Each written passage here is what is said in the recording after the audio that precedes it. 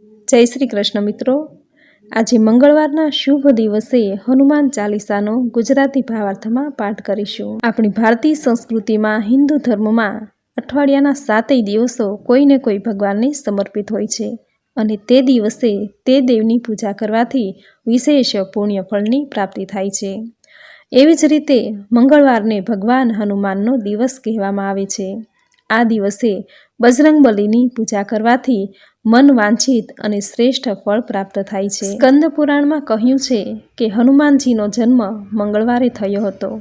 આ જ કારણથી મંગળવારનો દિવસ શ્રી હનુમાનજીને સમર્પિત છે.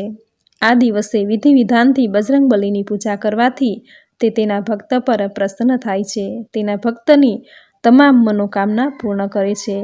તેમની દુઃખ, કષ્ટ, પરેશાની અને બાધા દૂર કરે છે. આ જ કારણે હનુમાનજીને સંકટ મોચન પણ કહેવાય છે તથા હનુમાનજીને મંગળના નિયંત્રક કહેવામાં આવે છે. આથી મંગળવારે હનુમાનજીની પૂજા કરવાથી મંગળ ગ્રહના દોષમાંથી મુક્તિ મળે છે. મંગળવારે હનુમાનજીના પાઠ કરવાથી હનુમાનજી પ્રસન્ન થાય છે.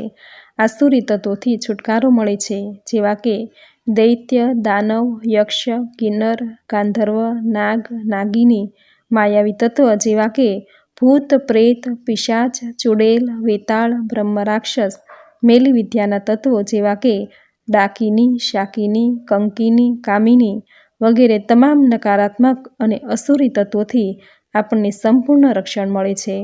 આપણી કોઈ પણ પ્રકારે હાનિ થતી નથી. આપણે સુરક્ષિત રહીએ છીએ. આથી દર મંગળવારે હનુમાન ચાલીસાના પાઠ જરૂર કરવા જોઈએ. હનુમાન ચાલીસા એ 40 શ્લોકની કાવ્ય રચના છે.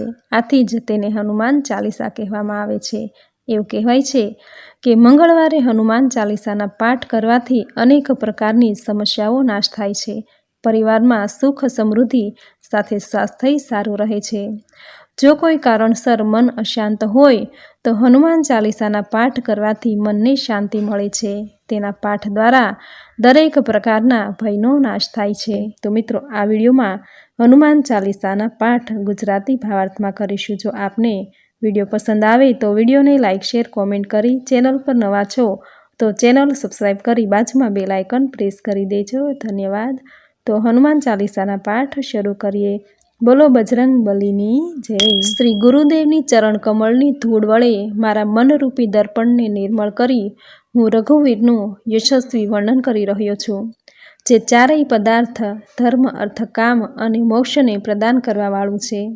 હું મારી જાતને બુદ્ધિહીન જાણી પવનકુમાર શ્રી હનુમાનજીનું સ્મરણ કરું છું.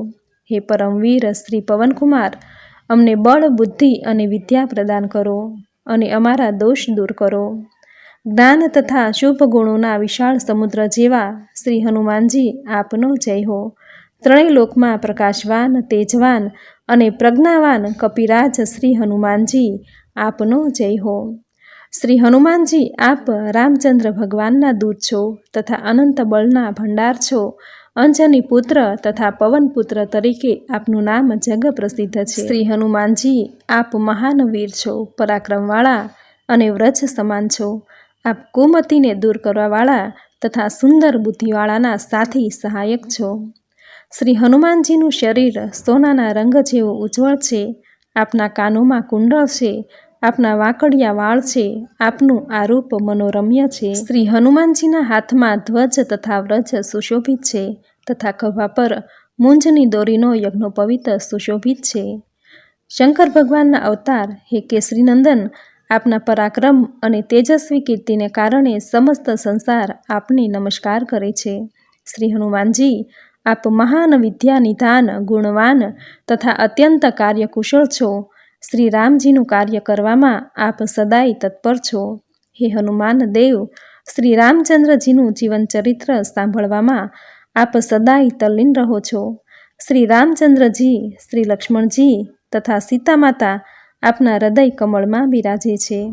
શ્રી હનુમાનજી સૂક્ષ્મ રૂપ ધારણ કરીને સીતાજીની સન્મુખ ગયા અને ત્યારબાદ વિકરાળ સ્વરૂપ ધારણ કરી લંકાનું દહન કર્યું.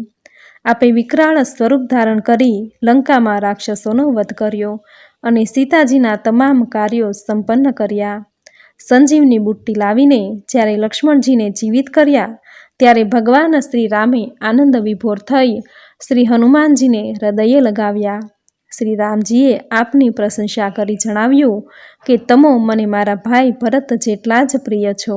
હે કપિનંદન, સહસ્ત્ર મુખવાળા શેષનાગ પણ તમારા ગુણગાન ગાય છે. તેમ જણાવી પ્રેમથી શ્રીરામ તેને ભેટી પડ્યા. સમસ્ત સનકાદિક મહર્ષિગણ, ઋષિમુનિ, શ્રી નારદજી, શ્રી સરસ્વતીજી તથા શ્રી શેષનાગજી પણ આપની અમાપ યશો કીર્તિનું ગાન પૂર્ણ રીતે કરી શકતા નથી. શ્રી હનુમાનજી, યમરાજ, કુબેર, દિક્પાલ વગેરે દેવતાઓ પણ આપના મહિમા જ્યારે પૂર્ણ રૂપથી કરી શકતા નથી, તો ધરતીના સામાન્ય મનુષ્ય, કવિ, શ્રી વેદ જ્ઞાની, વિદ્વાન આપનો મહિમા કેવી રીતે કહી શકે?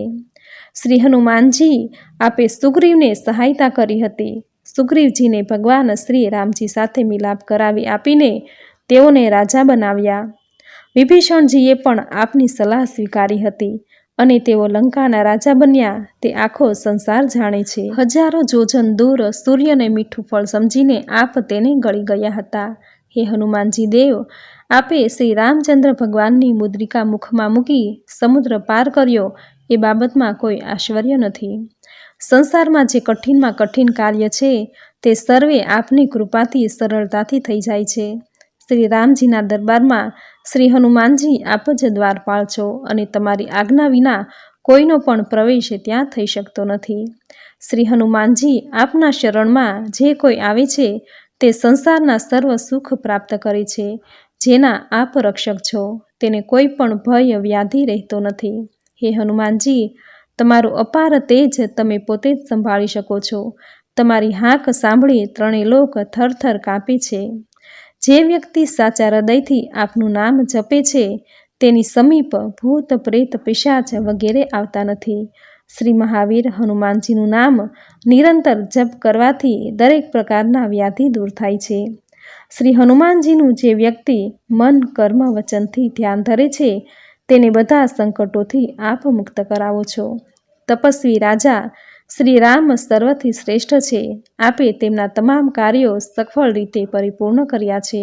હે અંજની પુત્ર, આપની સમક્ષ જે કોઈ સાચા હૃદયથી મનોરથ લઈને આવે છે તેના મનોરથ પૂર્ણ થાય છે અને તેનું જીવન સફળ થાય છે. હે હનુમાનજી, તમારો પ્રતાપ ચારેય યુગમાં પ્રસિદ્ધ છે. જગતમાં આપનો સુયશ સર્વત્ર પ્રકાશમાન છે.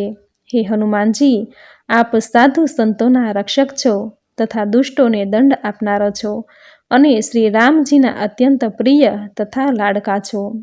માતા શ્રી જાનકીજીએ આપને એવું વરદાન આપેલું છે કે અષ્ટસિદ્ધિઓ અને નવનિધિઓ આપ જેને ઈચ્છો તેને પ્રદાન કરી શકો છો.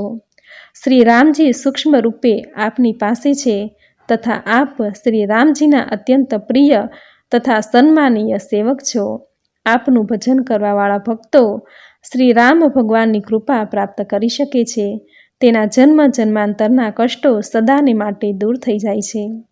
મૃત્યુ પછી આપનો ભક્ત રામજીના ધામમાં જાય છે અને કદાચ ક્યાંય જન્મ થાય તો પણ તે ભક્તિ પ્રાપ્ત કરશે અને શ્રી રામ ભક્તના નામે પ્રસિદ્ધ થશે. કદાચ બીજા કોઈ ભગવાનના ચિંતનમાં ધ્યાન ન આપો અને શ્રી હનુમાનજીની સેવામાં જ મગ્ન થાવ તો પણ અનંત આનંદ પ્રાપ્ત થશે.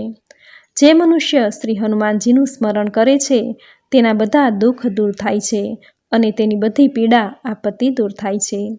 શ્રી હનુમાનજી, આપનો જય હો. આપ મારા શરીર તથા મનના સ્વામી છો. આપ મારા પર કૃપાળુ ગુરુદેવ સમાન કૃપા કરો. જે કોઈ હનુમાન ચાલીસાના શ્રદ્ધા નિત્યપૂર્વક અર્થ સમજીને પાઠ કરે તે બધા જ બંધનમાંથી છૂટી જાય છે અને પરમાનંદ પ્રાપ્ત કરે છે. જે ભક્ત હનુમાન ચાલીસાના નિત્ય પાઠ કરશે તેને નિશ્ચિત સફળતા પ્રાપ્ત થશે જ. તેના સાક્ષી સ્વયં શંકર ભગવાન છે. સંત તુલસીદાસજી કહે છે, હું સદા હનુમાનજીનો સેવક છું, માટે હે નાથ, આપ મારા હૃદયમાં બિરાજો. હે પવનકુમાર મહાવીર શ્રી હનુમાનજી, આપ સર્વ સંકટોના હરનારા મંગલમૂર્તિ રૂપ છો. આપ શ્રી રામ, લક્ષ્મણ અને માતા સીતા સહિત મારા હૃદયમાં વાસ કરો. બોલો મહાવીર હનુમાનની જય. બોલો શ્રી મહાબલીની જય. પવનપુત્ર હનુમાનની જય. તો મિત્રો, ખૂબ જ સુંદર હનુમાન ચાલીસાના પાઠ ગુજરાતી ભાવાર્થમાં આપણે કર્યો. 16મી સદીમાં ભક્ત કવિ તુલસીદાસજીએ હનુમાન ચાલીસાની રચના કરી હતી. હનુમાન ચાલીસાના પાઠ એ ચમત્કારિક પાઠ છે, જે કરવાથી ભક્તોનું સર્વ પ્રકારે રક્ષણ થાય છે. અનેક પ્રકારની સમસ્યાનો નાશ થાય છે. પરિવારમાં સુખ સમૃદ્ધિની સાથે સ્વાસ્થ્ય જળવાઈ રહે છે. કોઈ પણ કારણસર મન અશાંત હોય તો હનુમાન ચાલીસાના પાઠ કરવાથી મનને શાંતિ મળે છે. આ પાઠ કરવાથી દરેક પ્રકારના ભયનો નાશ થાય છે. તો મિત્રો, ખૂબ જ સુંદર હનુમાન ચાલીસા ગુજરાતી ભાવાર્થમાં સાંભળવી તમને જરૂર ગમી હશે. તો વિડીયોને લાઈક કરી કોમેન્ટમાં જય શ્રી હનુમાન જરૂર લખજો. ચેનલ પર નવા છો તો ચેનલ સબસ્ક્રાઈબ કરી બાજુમાં બેલ આઇકોન પ્રેસ કરી દેજો, જેથી આપણા દરેક નવા વિડીયોની નોટિફિકેશન આપને મળતી રહે. તો ફરી મળીશું આવી જ નવી ધાર્મિક માહિતી, નવી ધાર્મિક કથા સાથે. ત્યાં સુધી આપ સૌને મારા જય શ્રી કૃષ્ણ.